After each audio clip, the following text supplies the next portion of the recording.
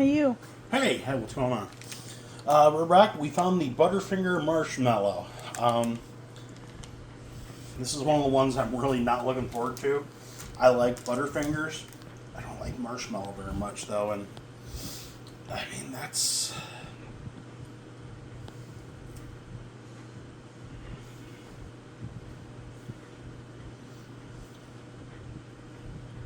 That doesn't taste like marshmallow.